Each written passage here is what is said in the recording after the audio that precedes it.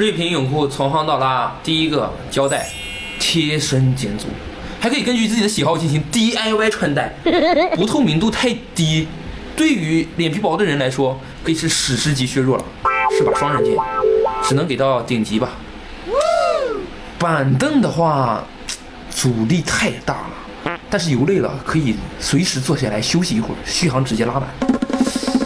综合考虑给个人上人吧。纸箱，泡水后释放的碎屑可以干扰对手，跟那跑跑卡丁车里面的乌云道具一样烦人。但是下水之后老沉了，只能给到 NPC。哎呦我的妈！哎呦，无用裤那还说啥了？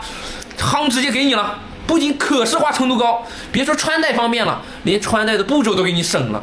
一出场就直接成为全场的焦点，哎，往那 T 台上一站就开始散发男性荷尔蒙。哎，夯无需多言。绿茶这个玩意儿老难喝了，一点回甘都没有，那跳下去一泡啊，喝完嘴里都发涩啊，嘴里发涩又想喝。下水之前130斤，上来之后游一圈回来啊，直接变150斤，拉完了。